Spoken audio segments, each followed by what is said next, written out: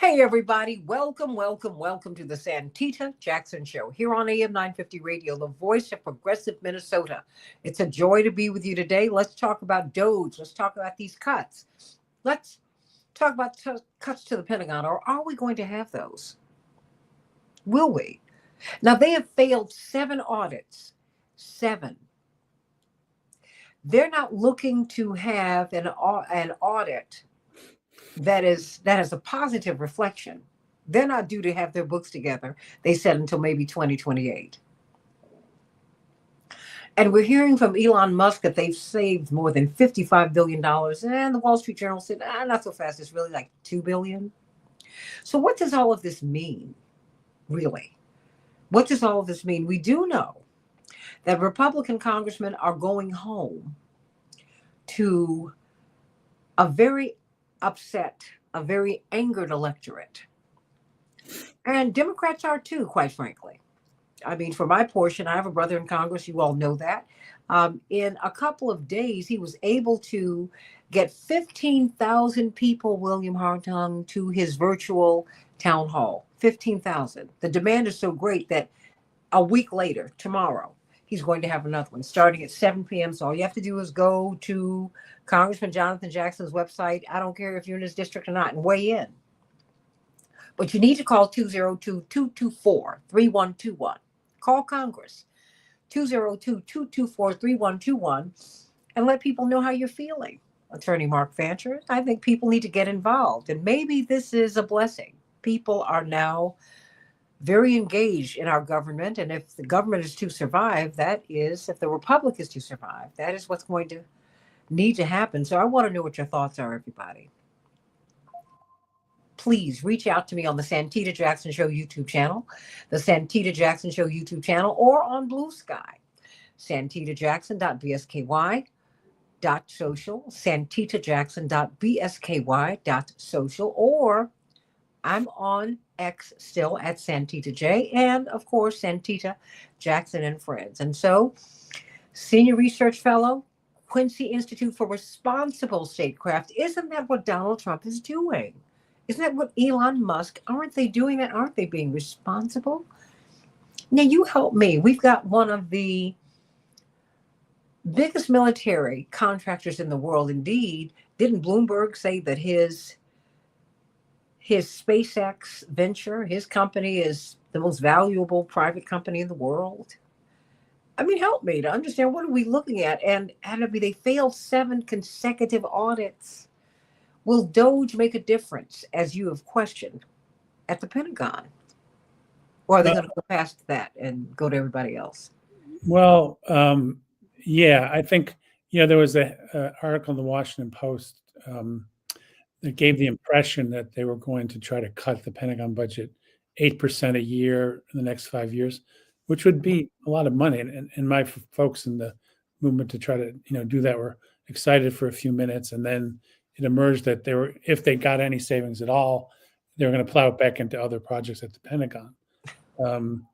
So there was that. And Pete Hegseth said, well, we're going to defund the woke agenda, which is, I don't know what, some diversity trainers there is, he said, well, we won't spend money on dealing with climate. But anyway, a few $1 billion out of a $900 billion budget.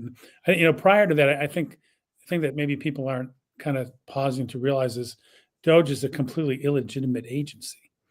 You have this unelected billionaire who's given power to hire and fire, get private information, sending his minions all over the place. He's got more power than any cabinet member. Someone who's the co-president, and yet he did not have to be confirmed by the Congress. So he's running rampant over our government with no, I think, legitimate authority to do so. And as you said, he's a major weapons contractor. And if he starts moving money around in the Pentagon, no doubt it'll be moved towards his pals in Silicon Valley for, autonomous weapons and such. So, yeah, I don't expect real cuts. And, Doge has that website with the bogus numbers about savings. And they said, efficiencies at different agencies. And, Pentagon is number 16 on the list of places where they found savings. And of course, without an audit, it's very easy for them to get ripped off. If they don't know where the money is, they don't even know how many spare parts they have. They buy stuff twice that already exists. So, yeah, there's a lot to be dealt with. And then let's say they were serious and they did something. Then they have to get past Congress. And a lot of the members are invested in this or that weapon system because, there's a piece of it in their district or their former staffers lobbying them or they're getting campaign money. And of course, Musk gave like unprecedented amounts of money to help get Trump elected.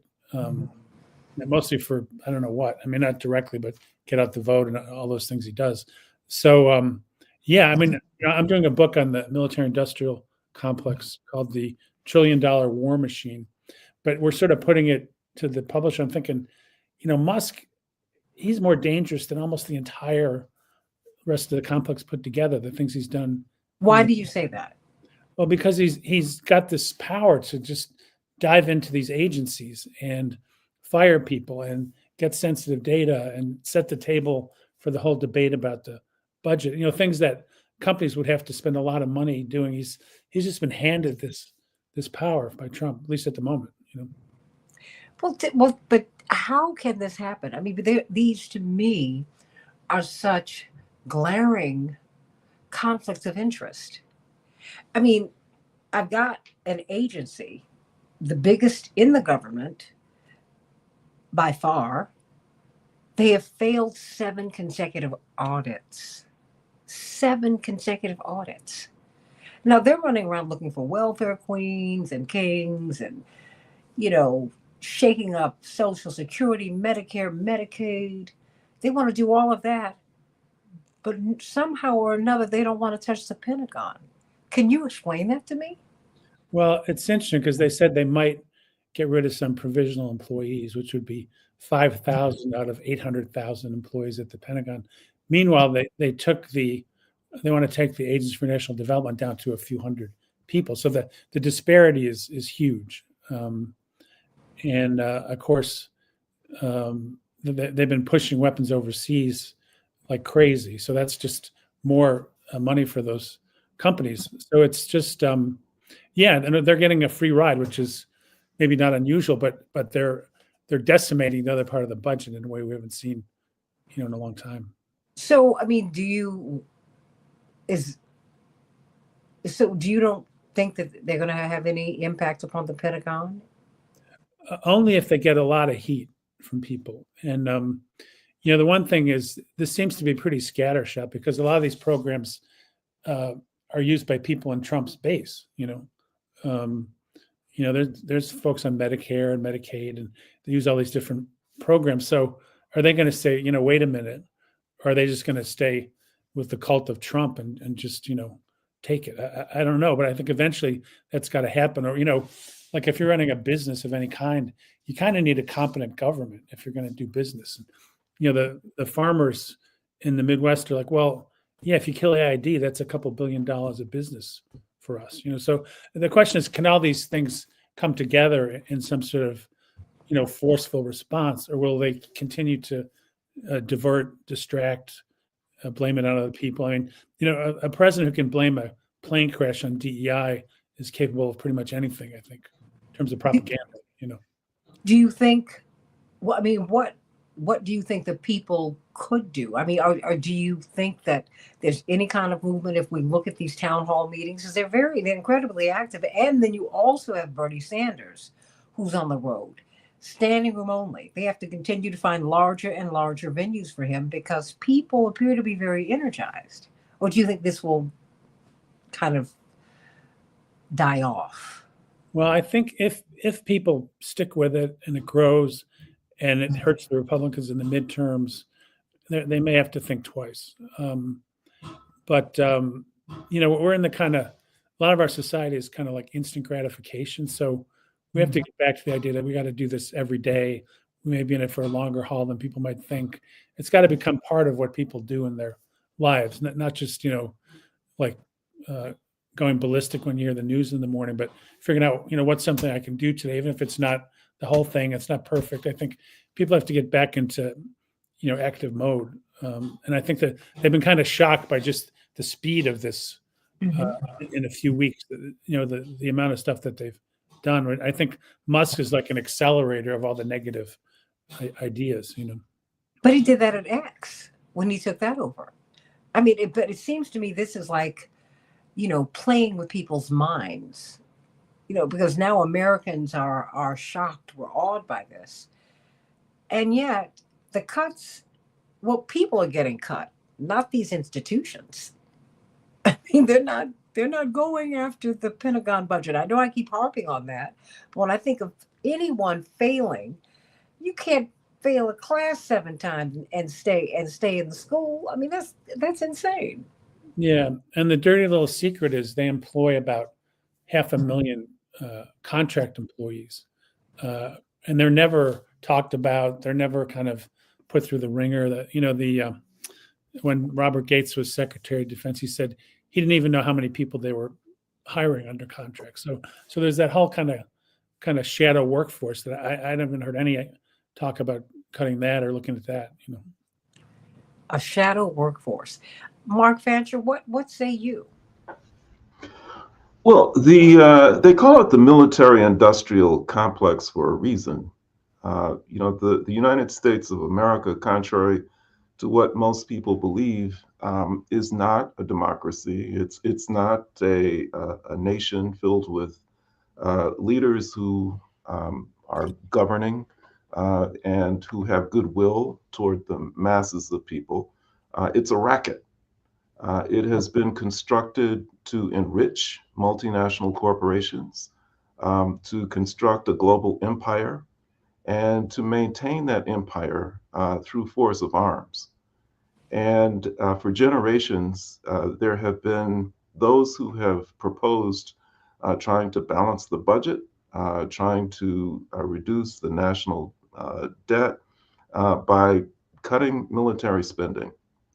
And that is the one thing that nobody has ever been able to do. Not only have they not been able to do it, but there has never been any opportunity to fully voice an argument in favor of doing it.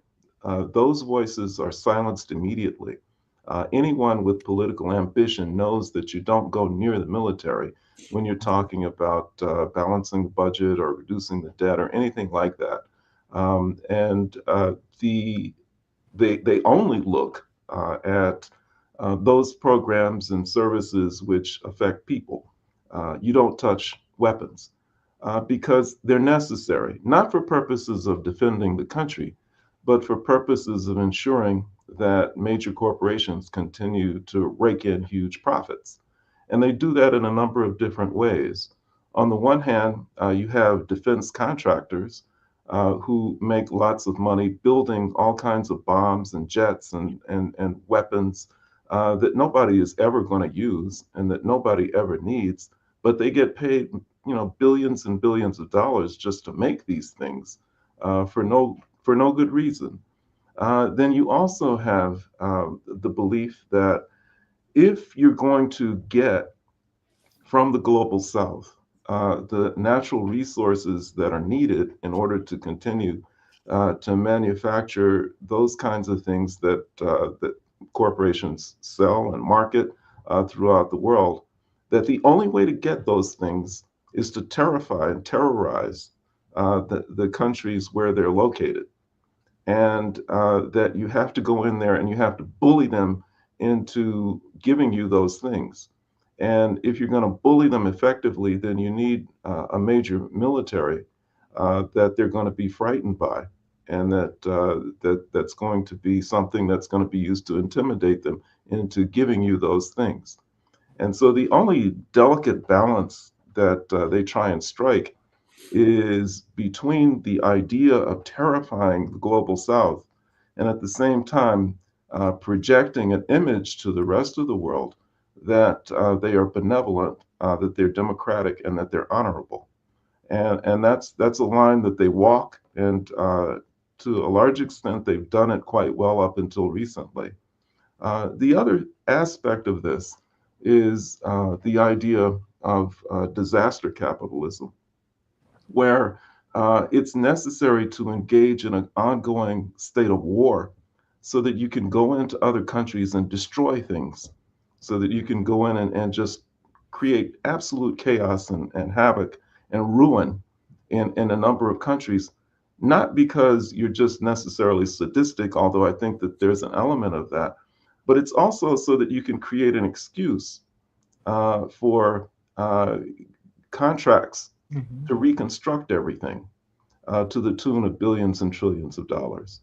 And so, in order to destroy things, you need a military in order to do that.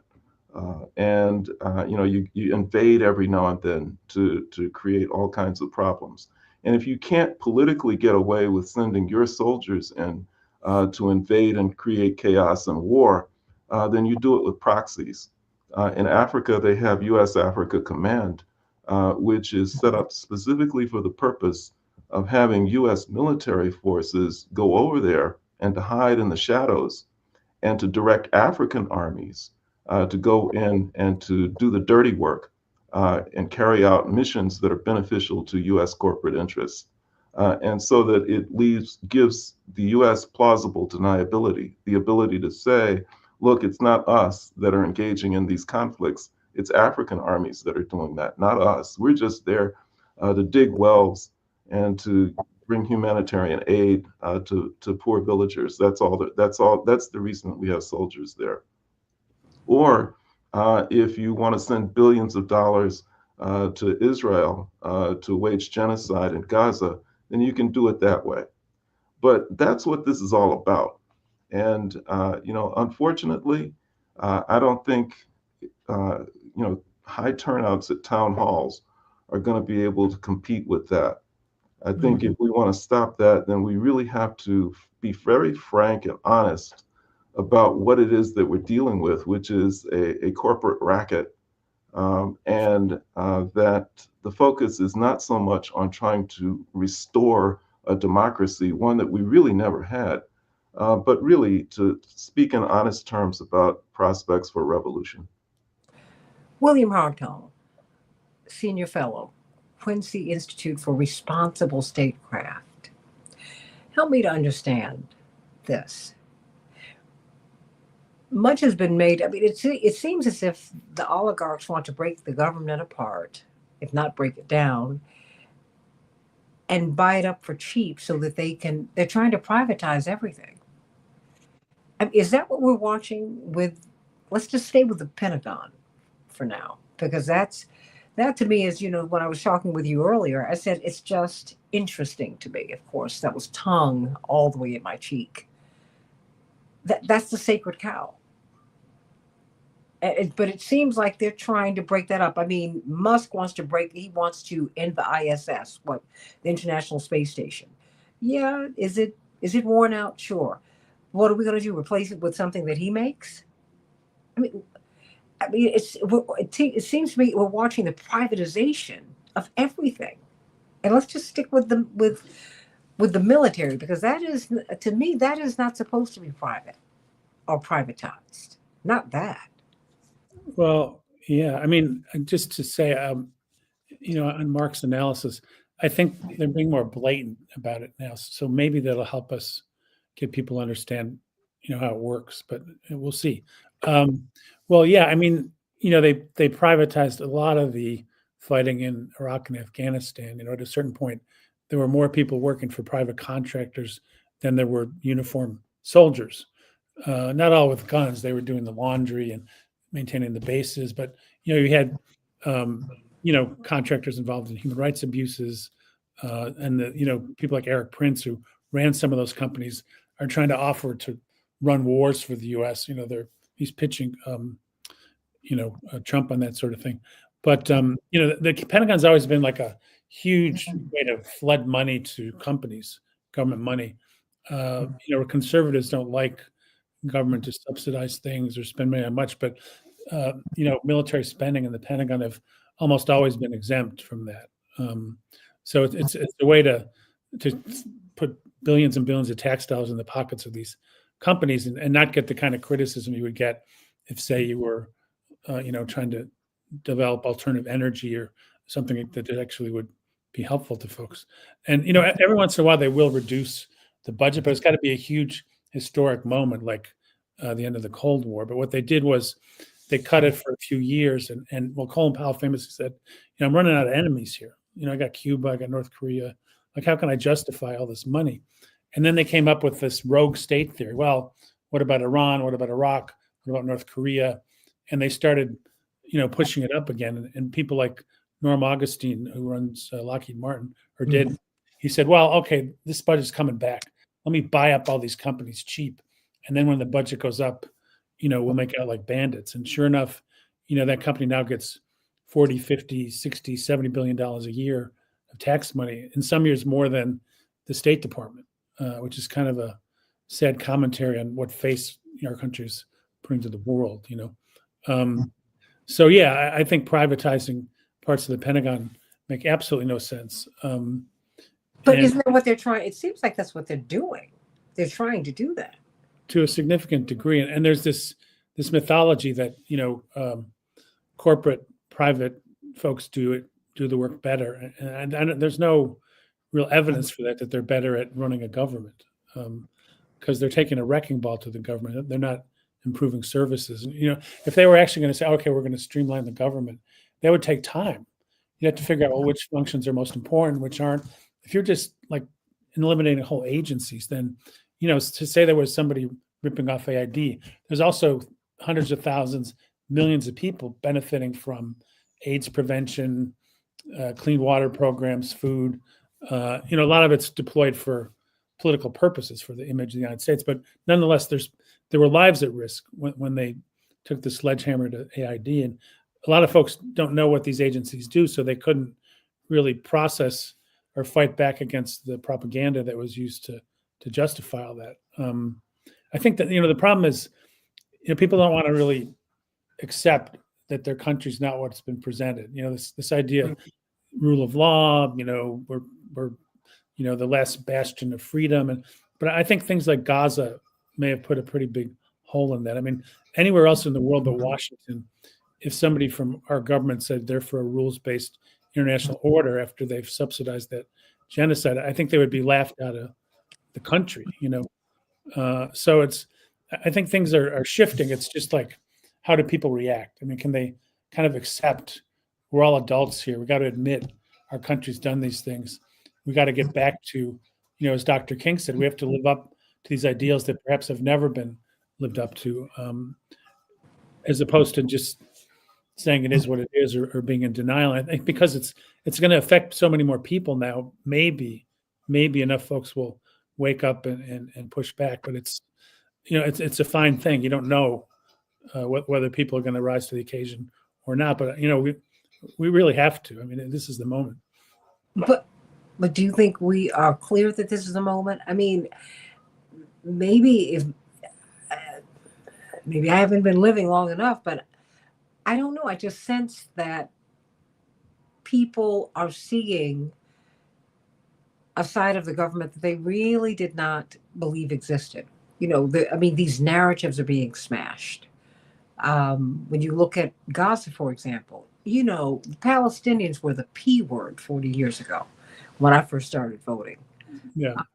You could, well, I was talking to my father maybe a month ago or so, and William and Mark, I eased up to him and gave him a big kiss, and he looked at me and he said, "Thank you." I said, "Do you know what that's for?" He said, "No, but Daddy's glad you gave it to me." I said, "Okay, but let me tell you." I said, "You know what? Either you're a really good man or you're absolutely nuts." And he said, "What do you mean?" I said, "How could you have run for president holding up the Palestinian banner?" He wasn't burying the Israeli flag now. I said, looking back on that was crazy. People don't even want to do that today. They don't. Yeah. And I think that Americans now, I mean, it's like what I saw. Did you see the head of Pfizer booed at the White House last week? No, I didn't see that. It was unbelievable. I cracked up. Even President Trump got a chuckle. He had all these people they were in, I think it was the East Room, and they had their little MAGA hats on, and people were there. They were glad to be at the White House, I'm sure. And Mark, He said, we've got some great leaders here, a great business leader. The head of Pfizer, boo, boo, boo, boo, boo, boo. I mean, these people just booed, booed, booed. And then I thought it immediately took me to Robert Kennedy's hearings and how people, I mean, more and more people gathered there in support of him. They didn't have a choice but to confirm him because I know people were calling in support, and now you've got these studies that are coming out about the shots and the questions that people have been trying to raise. I mean, my point is everything. Oh, it seems like more and more every day something is on the table. Something that some sacred cow is being slain, and I'm wondering if you think, just given your sense of history, if where you think this might be going, or do we have to see, William? I mean, do you think that we could be on the verge of some major change in American society, or do you think we'll go back to where we've been, William Hartung? Well, there's two William Hartungs. There's the one who says we got to fight the good fight. Things are possible. There's one who looks out in the morning and says, "Oh my God, look at the power we're up against." But I'm trying to encourage the fight the good fight Hartung and trying to put the other one in the shade. But a lot of the big movements in our history had incredible odds, and people managed to bring about change, and that's where I'm putting my energy and my thought pattern. But on shows other than yours, I get a lot of like, "Well, Mr. Hartung, you've been doing this for 40 years, and you're really kind of getting your butt kicked here. Why is that?" And actually, there was one progressive host who did. And I said, if you really believe that, maybe you should just retire. I mean, you're not really helping us here. Just spread gloom and doom about our ability to change things. But the problem is, it's dire, and there's a lot of power, and there's also just a lot of beliefs that have to be kind of weighted through. A lot of the folks that I know, smart progressive people, are still in a bit of denial about what Trump's doing. Are you really? What? Like when he says, "Oh yeah, we're going to get rid of nuclear weapons," like, "Oh, that's great. Look at that." Like it's what they wish Trump was, not what Trump actually is. And I think it's partly because really taking in what they're doing it's a shock to the system, and it does put you on your back heels a bit. But if we don't start with a common understanding of reality, we're not going to get anywhere. Well, I mean, Mark, do you think we're on the verge of some kind of profound change? I do, but not necessarily totally in the positive sense. Oh. I think that the level of consciousness across the board is rising at lightning speed. I think that people are recognizing the realities of what this is all about in ways that they never have before. And I think that one of the impediments to them making the full journey to the point of really seeing things as they are has a lot to do with fear. When you start talking about, really cutting the military and, trying to reduce military spending and all of that kind of thing, the response from the military industrial complex is always, well, if you do that, then you're going to expose us to all kinds of threats that are around the world. There are so many forces, terrorists and others around the world who really want to come in and to kill Americans. And we have to have a strong military in order to defend the homeland. We've got to have it. I think the way that we have to combat that is to provide people with a vision of what could be the alternative. And that is that the question is not, do we have a stronger military than anybody? The question is, how do you ensure national defense and national safety and security? How do you really do that? If you ask that question objectively, then you have to go to the question of, why do people not like the United States? What's the reason that they really hate this country? And why is it that they're willing to bomb us or to invade or do whatever it is that people are afraid of happening? And it has everything to do with what the U.S. has done around the world to all of these different communities and countries and nations that are struggling and oppressed. I mean, you can't colonize people. You can't engage in acts of genocide. You can't enslave people. You can't do all of these horrible things around the world and expect people to love you. Mm.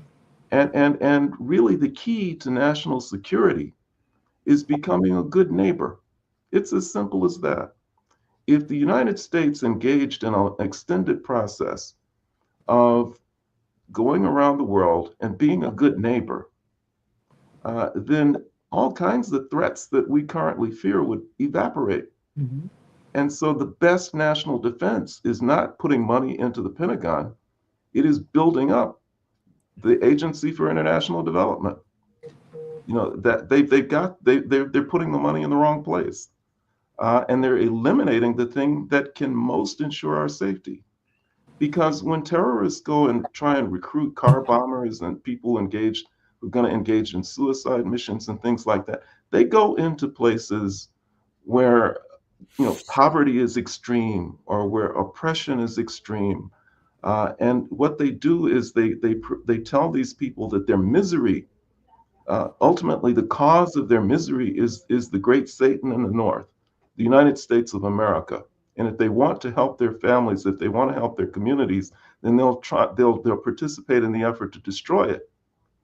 But if the United States has already been in these communities and has provided people with their basic needs, has provided them with all kinds of opportunities for economic development and social uplift, then when the terrorist recruiters come into those communities and say, the people responsible for your problem are the United States, they'll say, what problems? We're happy.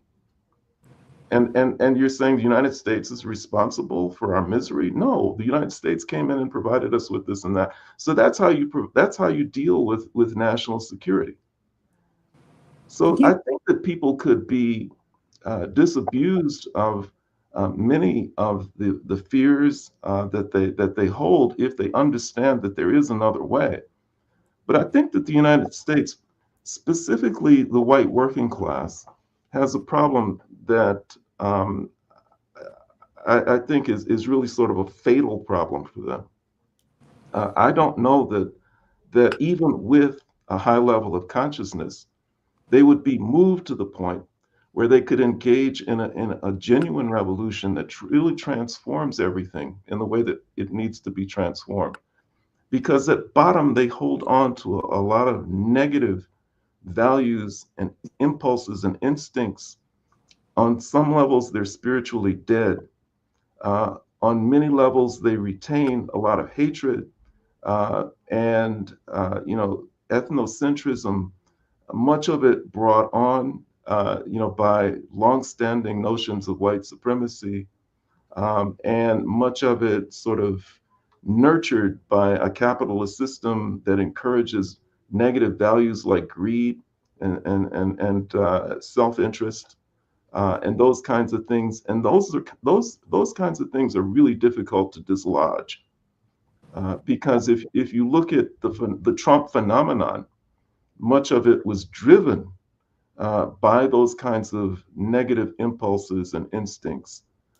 People who were trying to look out for number one, thinking that Trump was going to be the one that was going to take care of them. He was going to be the one that was going to save America for white people. And so I think that that has a great deal to do with the problem that I think that the country faces. And I think that unfortunately, it may once again fall to the oppressed to rescue white communities that have thrown in with oppressive forces. And that's why I've said many times that I think that in terms of looking for alliances, looking for people who are going to come together to try and confront all of these evil forces, that oppressed communities of color would be better served by looking to other oppressed communities throughout the global South rather than trying to form realistic revolutionary political relationships with white workers right now. I think they're going to have to come on board after they see the handwriting on the wall. And they've been forced by circumstances to admit that they've got some cleaning up to do in their own house. Well, do you agree with that, William Hartel? I mean, do you think?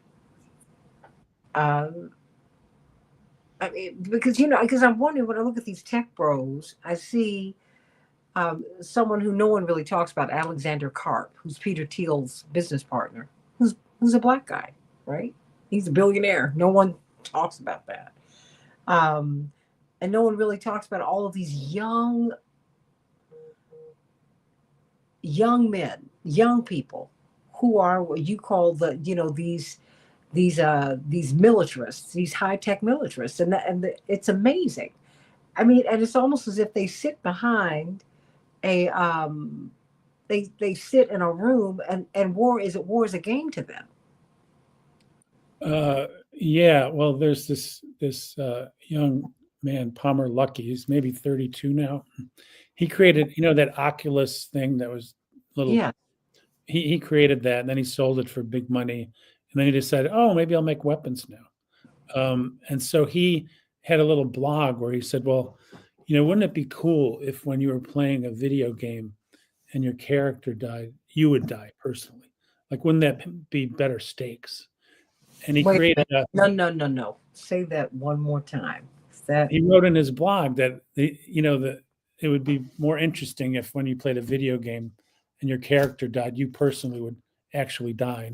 And was he kidding? Wasn't he kidding? But he, to say that at all is an indication that this guy's got problems. And then he created a model helmet that would be used in such a game that would explode if you did certain things. So, this is the kind of person who's trying to, like, control our foreign policy. I mean, he's basically a gamer who's playing around with weapons, doesn't really seem to care about the consequences of what he's doing. So I think, it's a little new element of, like Lockheed Martin they want the money, they'll sell the weapons, they'll cash the checks, but they're not quite as unhinged as some of these new folks who think they're essentially a superior form of being, that they can solve all these problems. You don't need government. Just get out of the way and let us do it. And of course, technology is not our savior. I mean, that's pretty clear over the last 40, 50 years. Even when it works, the benefits are not spread equally. And now they're thinking, oh, well, these, AI controlled weapons are going to give us the edge. Well, no, they're just going to spark a further arms race with China. They're all based on complicated software. And, when has that ever failed? So they're kind of selling us a bill of goods. Do they believe it? Do they not? But they're like, they're trying to say they're the innovators that will solve these problems. And of course, neither party has met the needs of the people in a real way, which is why Trump gets away with some of the things that he does. He talks a good game, he doesn't deliver, but neither party has really gotten down to the basic needs of all of America. And so people are a little more fickle than they would be if there was an actual party that represented, the people who needed it the most. But see, there's that part, because I feel like it's a bipartisan betrayal. I mean, I don't see the Democrats, but I see the Democrats. They're, oh my goodness, up in arms. We might end this conflict, this war in Ukraine. I'm like, end it. What's the problem with that? I'm no messenger for Putin. Why are you calling me that when I say, yeah, end the war? Because heaven knows when we look at this bloated military, there, you talk about bloated, that's the Pentagon is bloated, but the money's not going to the enlistees. You've got payday loan centers on the edges of bases all over the country. They're not being paid any, they're being paid a pittance. Yep. I mean, they are peons. I mean, and they are turning human beings into cannon fodder.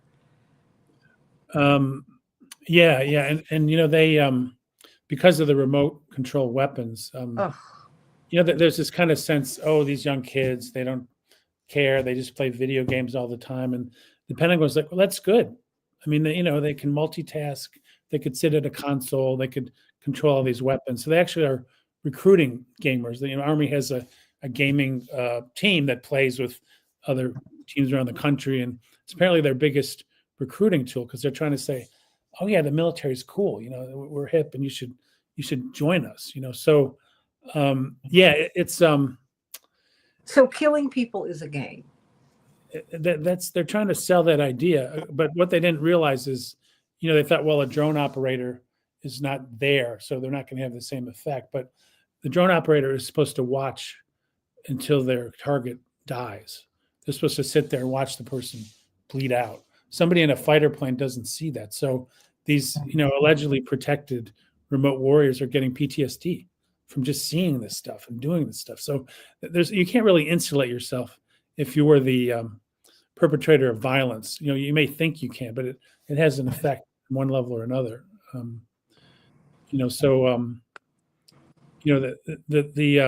The tech folks are saying, well, this is, we're patriotic because we're not just making little toys, we're making stuff to defend the country. But of course, when's the last time the United States, quote unquote, won a war? They're fighting in situations where we shouldn't have fought in the first place, where the adversaries know their own country, they've got networks, high-tech weapons are not going to solve the problem. So this idea that, if we don't build this stuff, we're vulnerable. Well, the stuff hasn't worked. I mean, you can't win modern warfare just on technology. And of course, if you take on China, they have nuclear weapons. You could end the world as we know it. So this kind of hangover of the notion that more money for weapons makes us safer is completely out of line with reality. And it shouldn't be that hard to figure that out if you look at the record of this century. But somehow these old myths are really hard to get out of people's brains, Well, I mean, when I look at legacy media, all they do, they're cheerleaders for war, always. Yeah, well, I mean, I think part of it is the economic structure. Part of it is, you get more eyeballs if there's a war than if things are going well. And when there's not a war, then they get all worked up about the weather. Hey, killer weather at 11. Sit on the edge of your seat. So there's a bias if all you want is eyeballs, independent of the quality of the information or the nuance that you're presenting. Our system rewards that, unfortunately. Attorney Mark Fancher, I just don't know what to say because I see, what gamers being recruited into the military. And then you have drone operators. Well, these people who sit in the rooms killing folks. They're leaving because when it settles in on them that they've killed people, it just goes to the core of their morality. I'm just trying to figure out where we are as Americans on all of this because we're spending all of our money over here. And when I listen to the call-in shows, because I listen to Washington Journal in the morning on C-SPAN, or I listen to it at some point.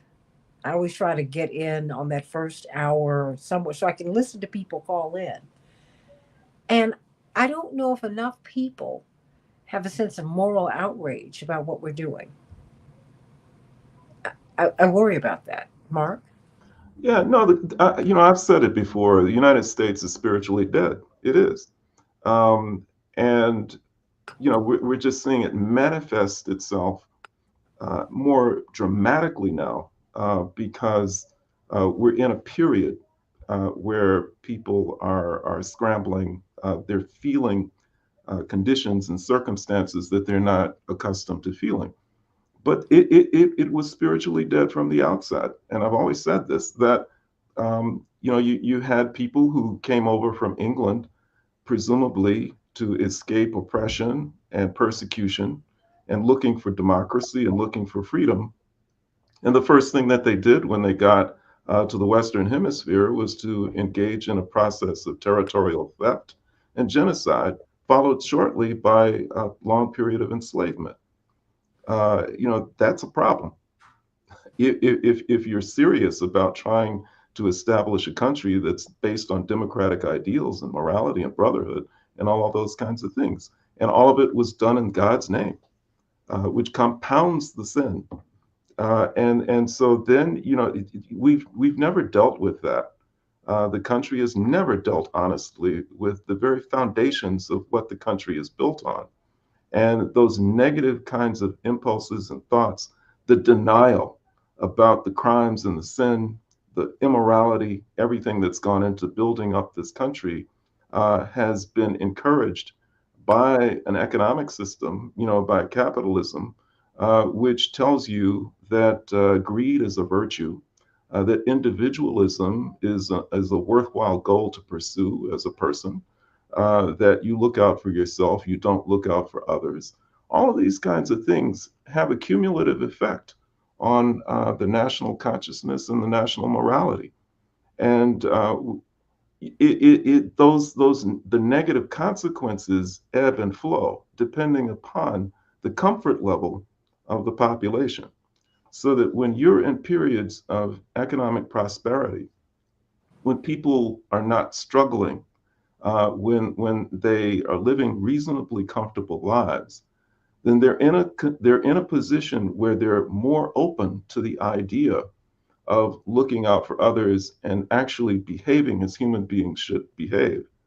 But when things get rough, when the economy is bad, when people perceive that somehow they're losing ground, then all of the evil impulses come out. They never left, but they really come to the surface, and people begin to act on them.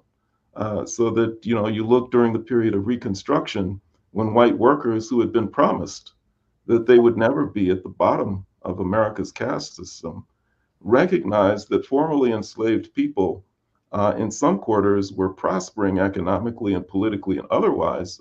They freaked out, and they had to engage in what they called redemption. And that took the form of the Ku Klux Klan and Night Riders and others who terrorized and beat down this formerly enslaved population to the point of subservience. And you see it now when white workers perceive that they're demographically being outpaced by brown and black people, then it's easy for them to fall into a belief that someone who's going to deal with the quote unquote immigration problem is someone who's actually going to make sure that that not that they're going to make America great again, but that they're going to make America white again. That's really what that's all about. So yeah, I mean, you're talking about a country and a population that in many ways is spiritually dead. And it's not that that's a universal kind of an experience that countries have. I've shared this story in the past where in 1984, I went down to Nicaragua to help to commemorate the 5-year anniversary of the Sandinista revolution there. And everywhere we went, little children would come up and they would not beg for money. I never saw a child begging us for money. What they would ask for very politely and very courteously is if we could spare a pencil, because they wanted to learn so badly and those were in short supply. They just asked everywhere for a pencil. And so we were taking a tour and we were going, to a couple of neighboring villages. And so two of the villages were about 3/4 of a mile apart. And we were walking down the road. And so I looked over my shoulder and I saw this little boy running as fast as he could run. And so I told the group, hold up, this little boy looks like he's trying to catch us. And so he catches up to us and he's out of breath, he's sweating and he's panting. And so we say, what's the matter? What's going on? And so he pulls a ballpoint pen out of his pocket and says, one of you drop this in my, back down the way. Mhm. See, that's evidence of a society that's spiritually healthy, that's in touch with God and all that he represents. You don't find that in this country. You find kids that go into schools and shoot them up. So this is a country that's spiritually dead, absolutely dead. And until people on an individual level begin to deal with that, then no matter what we might do politically, our prospects for salvation of this country are very bleak. William Hartung, I mean, in these last few minutes that we have here, give me, I mean, you focus on the military, but it's very interesting. That was At the end of Dr. King's life, that was part of his focus as well, the militarism and the dangers of it. You know, a robust defense is a good thing, but the problem is we create so much offense, it makes it even more necessary. And I don't know if we've ever really embraced that. Um, where are we? Because, I see them going after the most vulnerable. And that is what I think is so shameful about what, I mean, Elon Musk and company, because it's a group of them. He is the face of it, but it really is a spirit there. And they're going after people who need Medicare, Medicaid, Social Security. They want to end acts. They want to end public education.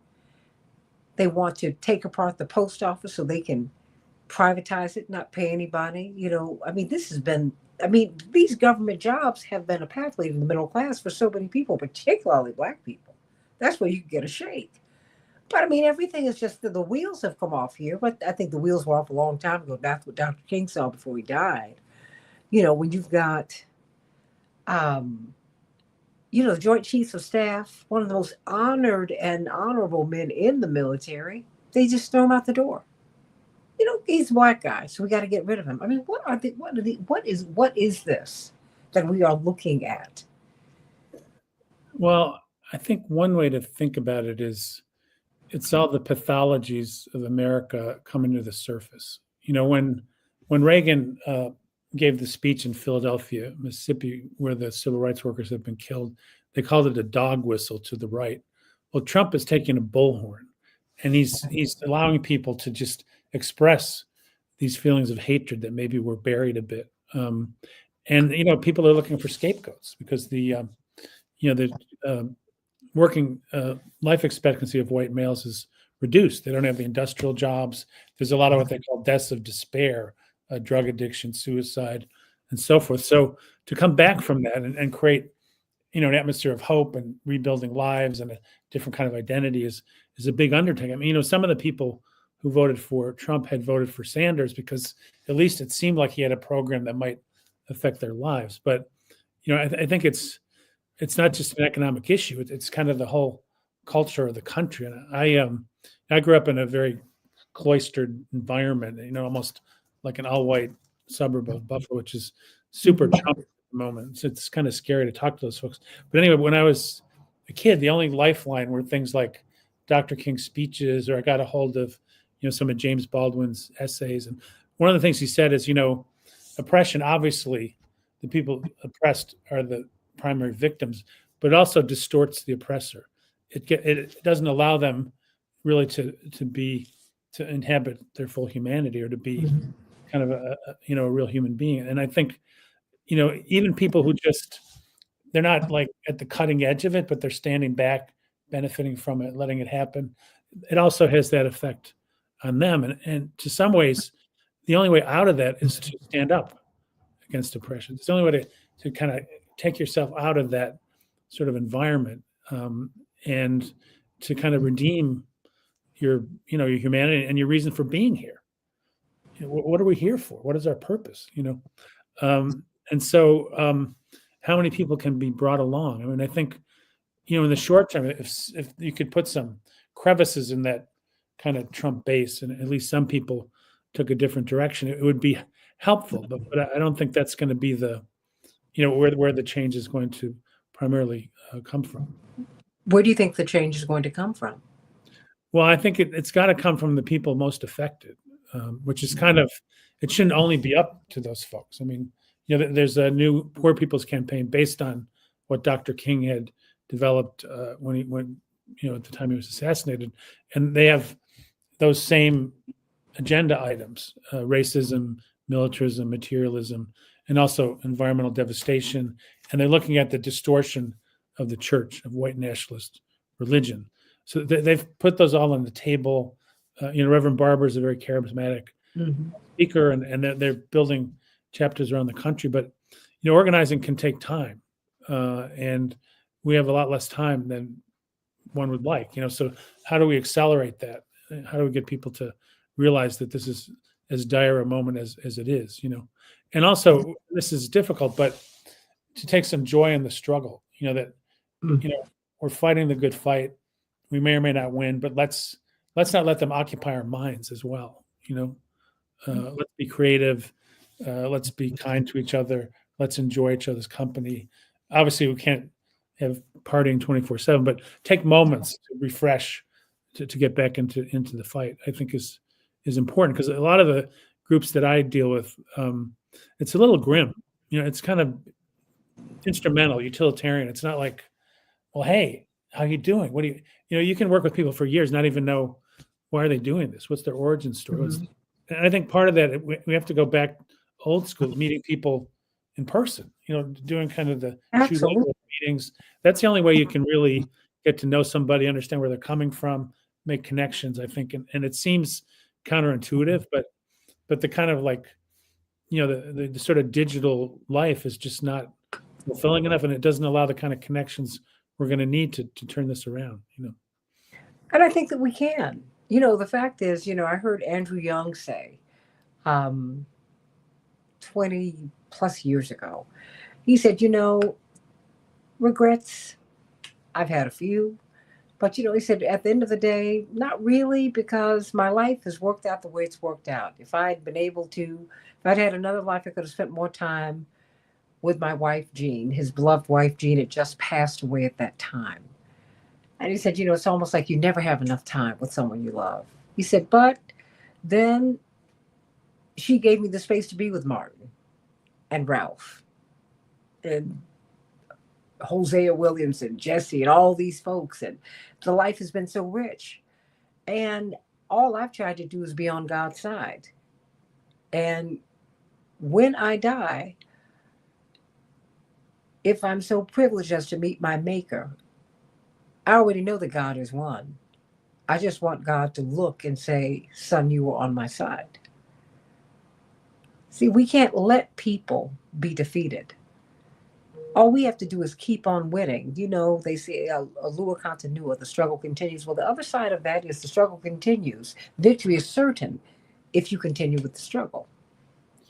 Well, one of my, points of solace, I'm pushing 70 now. I don't know how the hell that happened, but a lot of my younger, I guess it just keeps happening, right? But anyway, a lot of my younger colleagues, they have a richer vision of where we should be going. They're not so beaten down by the system. I think they're going to, really carry on the fight, and that inspires me, because I think you've got to do it. Nothing's completely certain, but if people would activate at whatever level of risk or time, or if millions and millions of us were doing this, our chances would increase dramatically of turning this thing around. But a lot of people feel like, well, it's just me, but it's not just you. You're building a network and a movement. So no one person is going to obviously turn this around, but it's the collective, and it's those connections and the feeling that you've got people that you like and you love and that you trust doing it with you. And we can do that, and we can, and I believe that we will do this. It might not happen in my lifetime. I hope it does, but it's okay. I just know that if we keep at it, and when I listen to these young people, I know that they are keeping at it, and some good things are going to happen, but it's going to be tough for a while. Mark Fancher, would you like to say anything before we go? Yeah, no, I think I echo what both of you have said. I think that the trap that the world sets for us is to make us think that this ongoing struggle for the redemption of humanity is like a sporting event. And it has everything to do with whether you can win an election, or whether you can overthrow a government, or whether you can win a war, or something like that. And that's not what it's about at all. Because there are so many people who have won elections, who've won wars, who've overthrown governments, and really nothing fundamentally and essentially has changed. This is about human transformation. That's the real struggle. And you can lose those kinds of immediate struggles, those immediate contests, and still come out ahead. Jesus, during his time, was living under, an oppressive empires, domination, And so many around him wanted him to fight the immediate struggle, organize a guerrilla army, and go up against the Roman Empire. And he said, that's not what this is about. I mean, he as an individual ended up, being killed by the empire, and then coming back, but leaving the earthly realm. But ultimately, he won. The Roman Empire went away a long time ago. Dr. King led a movement. They thought that they could kill what he was all about by putting a bullet in his head. But who is it that's celebrated now? Who is it that continues to dominate the thoughts and the ideas of people of goodwill? He won. So that's the struggle that we're waging. We don't measure our success by whether we win these immediate kinds of contests. That's not what it's all about. And I think that you point out a very important thing in terms of the emerging and the growth of consciousness of the youth, their level of awareness. That's a victory. I don't care what the election results were in November. That was a victory. And those are the things that we hang on to, that we're inspired by, and that we continue to build on. Yeah, I mean, the progress of a movement isn't going to be in the headlines. And even when we win victories, they're not going to, acknowledge that. But a lot of the stuff is beneath the surface, but it's there, it's ready. And when there's a moment for change, the ground has been laid. But it's true that if they're trying to convince us that we're powerless because they're using the wrong measure of how you build power among people and communities. And we have to change, how we measure victories. How about that? That's how my father came. God gave him Keep Hope Alive. There was a moment in 1988 where it looked like he was going to be the nominee. And then suddenly the machine started locking up. He said, but we keep winning every day. We must keep hope alive. Well, and also we have to publicize our own victories. Otherwise they don't exist. And if you talk to younger folks about where times where things have changed or things you've done, well, I'm kind of this button down guy, so they're amazed I did anything. But, there's, I think once you realize that there have been important victories that have helped people, it makes it easier to go forward and to fight what we have to fight now. We're winning every day, everybody. We're winning every day. Attorney Mark Fancher, brilliant attorney, and William Hartung, Senior Fellow, the Quincy Institute for Responsible Statecraft. Sending you both so much love. We're going to be talking in the next hour about the civil rights that are being taken from our children. Now, the Department of Education will allow people with disabilities to have civil rights protections, but not if it comes to race or gender. What will that mean? Come over to the second hour for the Santita Jackson Show and let's find out. God bless you. That means you too, Solomon, and you too, correctional officer for the lockdown, sending your granddaughter so much love. AM 950 Radio, the voice of Progressive Minnesota, Santita Jackson Show.